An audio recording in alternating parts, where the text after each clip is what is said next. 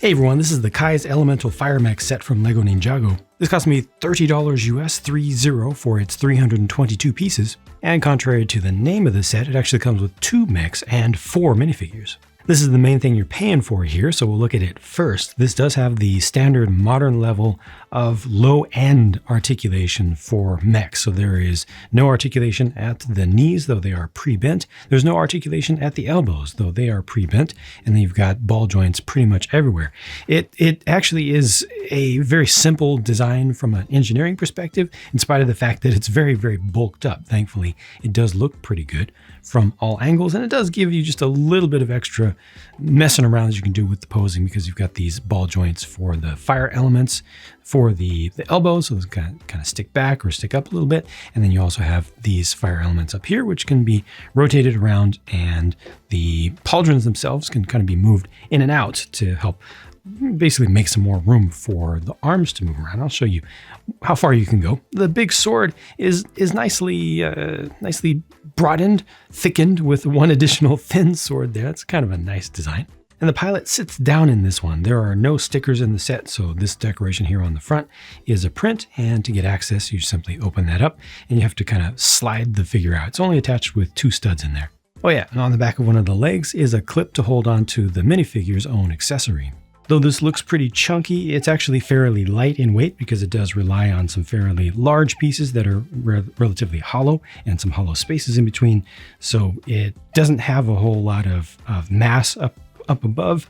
And as a result, even though it has relatively simple articulation and no friction adders or anything, it is able to be pretty stable with the help of its wide base and some fairly large feet. As far as articulation is concerned, the biggest thing holding it back is front to back on the ankles, because they have this blocker right here. You can leave that out in the build if you want, but that's to help keep it from getting easily into a position where it'll fall. But I feel like that's actually kind of unnecessary, and it makes it awkward. Like if I want this to be in a forward motion pose, like a walking pose, it has to be on a heel like that. The rear is able to stay flat to the ground much more easily. It's got a lot more range there, but the front one, if I want, yeah, see, it's already at its limit, so I have to have the front of the foot up.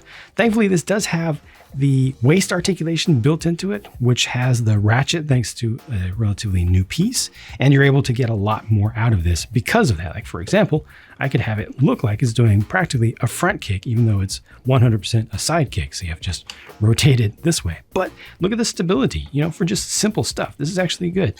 And having the waist articulation there is good for play, because you just set up the sword like this and you can do stuff like that. You also have the ability to just slash across this way. So that's good range there. And you can also slash from above. So you can go here, there.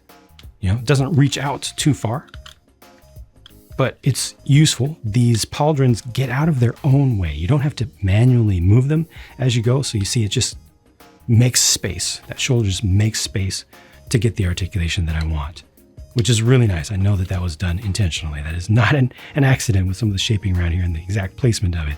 That's really good, because you don't have to think about it very much. These fingers, not too bad. Would be nice to have a thumb though. Just the idea of it. It's the thought that counts for that, even though the fingers are not actually needed to grab onto anything, thanks to the use of that Technic hole right there. So that's how weapons get attached. They've used this system for years and years now. Once they finally arrived at that system for system-based or brick-based mechs and such, it stuck, thank goodness, because it was a really good idea. Front, yes. So again, you kind of really, for serious action poses, really need to just play with the articulation that's there. See, this is really, really twisted up, but it does have, it's really twisted up, but it does have the articulation to pull it off. Again, with the major limitation with the ankles down here, but you can make it work. Yeah, there we go. See, that's more stable. It almost looks like it's going to fall forward, but it doesn't. Yeah, it's not bad. The bad guy mech here, the Wolf Mask Warrior mech, on the other hand, is clearly a budget special. there were a certain number of pieces that remained. I guess the decision was made to include 4 minifigures in this, and this just wasn't able to get a whole lot of budget. They went for length and tried to stretch out the size of it, make it look more imposing and more like a challenge in battle by going for that length, but it ends up being lanky, especially with these arms. Like, what is going on with that? Also, these claws. They're easy to knock off. Just these clip pieces in play, they're easy to knock off, especially if you overextend them or if you go side to side. Thankfully, I guess this joint right here is soft enough or loose enough that it's not as big of an issue as usual. But the whole thing doesn't have a good feel to me. Now this is able to obviously go up and down. You've got no pauldrons to get out of the way. You've got ball joint there, Mixel's ball joint, forward, back. Ball joint here has a decent range of motion, more to the front than to the back, but because this is so light, you can just use the toes a little bit. As a matter of fact, can I just ignore that altogether? No, there's not enough strength in a single joint to hold it up. So you do have to have it on too. You know, this does things. It definitely does things. Let me see if I can get this into that joint right there just doesn't have the strength. Have to kind of get it balanced, but it wants to fall over. The tail is able to move around a little bit. You may want to use this for counterbalance for some poses. It can help to move the center of gravity forward if you need to, or move it back. But overall, this is really, really simplified and feels like it had to take a ton of compromises. Ends up not looking great. It plays okay, I guess. Okay. Figure in this one just stands up, which is fine. It's just attached to a couple of studs at the back there. Wow, that actually connected harder than I thought. Just those 2 studs at the base. The other good guy in the set is Zane, and these look like they are very, very compatible. They have the same level of detail. Obviously, you have the single pauldron here with the sheath, all connected together for Zane. You do not get that as an option for Kai over here. Remember, Kai's blade does have a spot to go on its mech and on his mech. And underneath, that's what those faces look like. These look excellent to me. I really like those.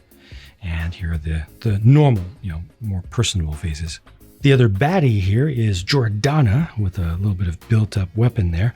You didn't see this weapon earlier because there is no spot on the Wolf Mask Warrior's mech to hold that one, unfortunately. So once again, a little bit of deficiency with the build for that one, a little bit of miss in terms of some basic functionality that I personally find to be really good when they have a spot to put the minifigs accessory. That means you don't have to have it just laying around.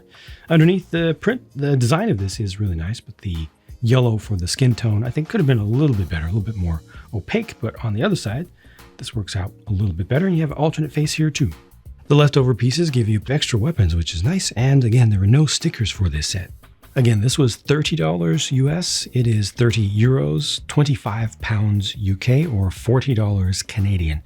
And in 2024, that is a good deal, in my opinion. From what I've seen, I'm not talking about just a good deal by Lego standards. It's a good deal, period, relative to what's on the market today for toys, relative to prices of things, especially non-essential things. This feels like a good value. The design team did their job, and they did their job well.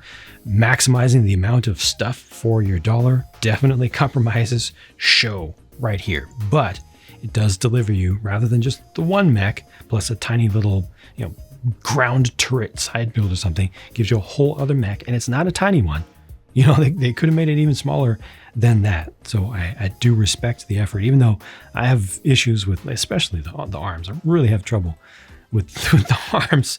Maybe even just taking this piece out would make me feel better about it. But you get a good amount of stuff, and this is very playable. This is probably more playable than I gave it credit for, but it's just a very basic mech. This is also a basic mech, but it's fun. And with the addition of the waist articulation in there, and with its stability overall, and also what articulation you do have from the ankles, those things in particular really help out. This side to side and the ability to rotate these around, again, allow you to make it work, allow you to get the most out of what is here, I think. So it's really, really smart design, again, for value and for play, and that's exactly what's needed in Ninjago. It's exactly what's needed for any toys today, especially today, and this is a success in that way.